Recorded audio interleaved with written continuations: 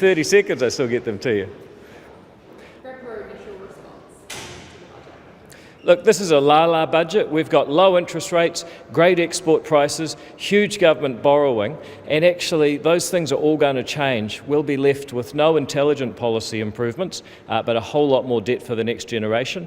Middle New Zealand are facing rising prices, a whole lot of pressure squeezing them from every direction. But there's nothing in this budget for people who actually depend on working to get money. It's all about handouts. We're doubling welfare from $1.8 billion a year for job seeker and emergency benefits pre-COVID to $3.8 billion every year from now on. And if we don't think that's going to increase government indebtedness and the number of people on welfare, then we're dreaming. The assumptions by Treasury are heroic. 4.4% economic growth in 2023, despite everything that this government is doing to punish business, extra holidays, extra sick leave, fair pay agreements, starving governments of skilled labour by cutting down on immigration, and the economy is going to grow at 4.4%. Tell him he's dreaming. What we need to do for poorer New Zealanders is actually make it easier to build homes. Throwing money at the problem is going to increase rents because there's still a shortage of housing. If we seriously want to help poorer people, we need to actually fix housing. Again, there's none of the long-term stuff about productivity, infrastructure, housing or skills that this government needs to be addressing in the COVID period. Instead, we're going to come out of this COVID era and we're going to have more debt and none of our serious problems solved. Look, this government is spending an extra $200 million on Farm Act, $486 million on restructuring the health system. In what world does a restructure cost money? Only government. Everywhere else in the economy, restructuring is a way of saving money, not spending more. And how insulting that people have to wait a few more sleeps, as Grant Robertson says, for the budget to find out if they get their medication. A mature government wouldn't make people wait for the budget to find out if their meds are funded. It would have included funding in the Farm Act review.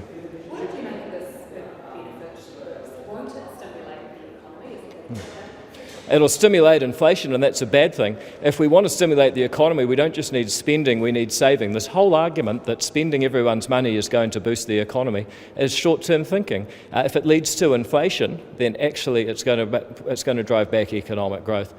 Grant Robertson said it's the right thing to do. How do you respond to that? Has Grant Robertson ever met Helen Clark? We had 9 years of current welfare settings. It was actually increased under the national government from her. So the idea that this is somehow morally right, has Grant Robertson ever read any history? The reason we had the mother of all budgets is because the country was broke, and he is now sending us down the same track.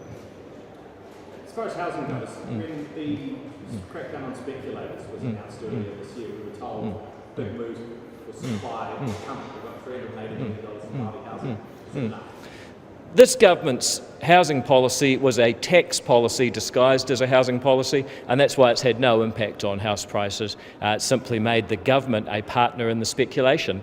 The next thing I'd say to you is that until we get Resource Management Act reform, infrastructure funding and building consenting reformed from a first principles level, we are not going to solve the problem of too many people chasing too few houses. There are too many people, not enough houses. These benefit increases will just push up rents. The Prime Minister has made a big focus on child poverty. That's a pretty tough policy in my view, isn't it? The Prime Minister's Child Poverty Reduction Bill says that so long as the gap between household incomes is smaller, child poverty has gone down. It doesn't ask, do the kids actually have shoes and go to school? The real determinants of poverty are education and opportunity that kids have. So yes, under her policy, if you tax one group of people and transfer to another, you've reduced poverty. That's not the same as having a growing economy with skills and opportunity and the chance to own a place of your own, and none of that has changed. Actually, the reason we have children in poverty is because rents have increased, and this transfer of cash will just further increase rents, in my view. Just on that $50 million to be clear, is it enough? It's nowhere near enough. We need to be comparing the cost of doing multiple operations to cut out a child's intestines with funding ustekinumab, for example. At the moment, we have no way of comparing pharmaceuticals with other medical costs or pharmaceuticals with other wellbeing costs. That's been explicitly ruled out of the Farm Act review so that we can all wait a few more sleeps, as Grant likes to say, to find out if our medicines will be funded. It's actually barbaric. A mature government wouldn't be handing out $200 million here or there. They would have actually put funding in the Farm Act review. Sorry, we just had an audio issue here, but can I just ask you, what do you think with pumping this money into healthcare? I mean, the minister's already said about another budgets. What's your take on that? So long as housing supply remains the way it is, the welfare increase will mostly go to landlords. There's too many people chasing too few homes, and increasing benefits will just push up rents. Until you're prepared to fix the underlying fundamentals, you don't really care about poorer New Zealanders. Grant Robertson did just say, sorry to ask you to repeat that, but Grant Robertson said that this is the right thing to do. What do you say? Does Grant Robertson know someone called Helen Clark? Because she persisted with lower benefit levels than this for a long time. It was actually a national government that increased them. Does Grant Robertson know any history? The reason we had the mother of all budgets is because the country was broke, and Grant Robertson is now putting us back on that track. Those who ignore history are doomed to repeat it, and that is Grant Robertson in this budget.